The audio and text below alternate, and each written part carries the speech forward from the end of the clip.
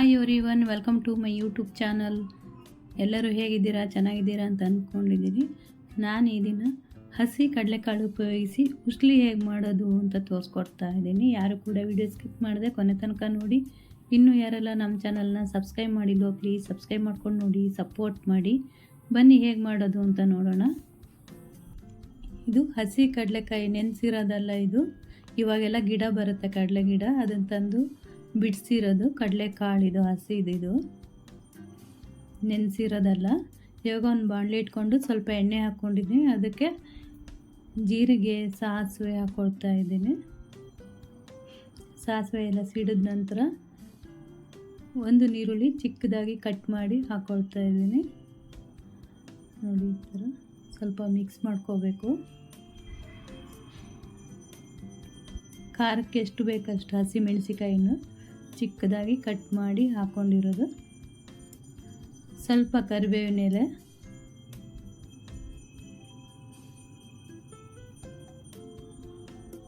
ಅರಿಶಿಣದ ಹುಡಿ ಸ್ವಲ್ಪ,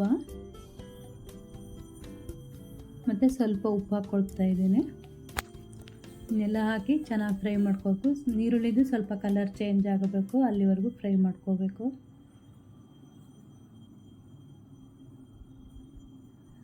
ನೋಡಿ, ಆಗಿದೆ ಇವಾಗಿದು. ಇದಕ್ಕಿವಾಗ ಕಡಲೆಕಾಳನ್ನು ತೊಳ್ಕೊಂಡು ಬಂದಿದ್ದೀನಿ. ಒಂದು ಬೌಲ್ ಅಷ್ಟಿದೆ, ದೊಡ್ಡ ಬೌಲಲ್ಲಿ.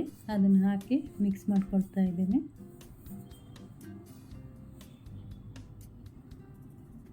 ಇದಕ್ಕೂ ಸಹ ಸ್ವಲ್ಪ ಉಪ್ಪು ಹಾಕ್ಕೊಳ್ತಾ ಇದ್ದೀನಿ. ನೀರು ಅಂದರೆ ಸ್ವಲ್ಪ ಹಾಕ್ಕೋಬೇಕು. ನಾನಿಲ್ಲಿ ಚಿಕ್ಕ ಗ್ಲಾಸಲ್ಲಿ ಒಂದು ಅರ್ಧ ಗ್ಲಾಸ್ ಆಗುವಷ್ಟು ನೀರನ್ನು ಹಾಕ್ಕೊಂಡಿದ್ದೀನಿ. ಕಡಲೆಕಾಳು ಫಸ್ಟೇ ಅದು ಹಸಿ ಕಡಲೆಕಾಳದು, ಸ್ವಲ್ಪ ನೀರು ಹಾಕ್ಕೊಂಡ್ರೆ ಸಾಕು. ಇವಾಗ ಒಂದು ಸಲ ಮಿಕ್ಸ್ ಮಾಡಿ ಮುಚ್ಚಿಡ್ತಾ ಇದ್ದೀನಿ. ಆವಾಗ ಮಧ್ಯೆ ಮಧ್ಯೆ ಈ ಥರ ಮಿಕ್ಸ್ ಮಾಡ್ಕೊಳ್ತಾ ಇರಬೇಕು. ಆ ನೀರೆಲ್ಲ ಇಂಗಬೇಕು, ಅಲ್ಲಿವರೆಗೂ ಮಿಕ್ಸ್ ಮಾಡ್ಕೋಬೇಕು.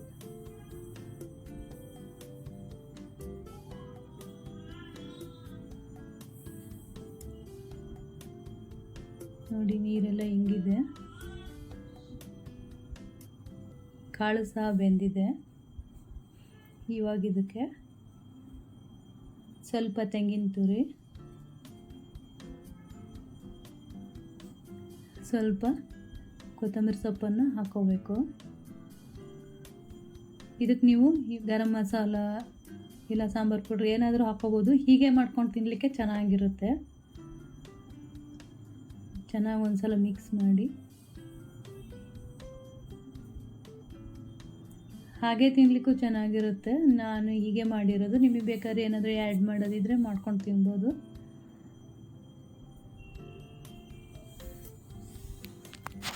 ನೋಡಿ, ಇವಾಗ ಆಗಿದೆ. ನೋಡಿ, ಎಲ್ಲಿ ಸಹ ನೀರಿಲ್ಲ. ಇದು ಸೈಡ್ ಡಿಶ್ ಆಗು ತಿನ್ಕೋಬೋದು, ಇಲ್ಲಾಂದರೆ ಏನಾದರೂ ಚಪಾತಿ ರೊಟ್ಟಿ ಮಾಡ್ಕೊಂಡು ಬೇಕಾದರೂ ತಿನ್ಬೋದು. ಹಾಗೆ ಕೂಡ ಟೀ ಜೊತೆಗೂ ಕೂಡ ತಿನ್ಬೋದು. ಈ ವಿಡಿಯೋ ಇಲ್ಲಿಗೆ ಎಂಡ್ ಮಾಡ್ತಾ ಇದ್ದೀನಿ. ಇಷ್ಟ ಇದ್ದಲ್ಲಿ ಲೈಕ್ ಮಾಡಿ, ಕಮೆಂಟ್ ಮಾಡಿ, ಸಬ್ಸ್ಕ್ರೈಬ್ ಮಾಡ್ಕೊಂಡು ನೋಡಿ, ಸಪೋರ್ಟ್ ಮಾಡಿ. Thank you for watching.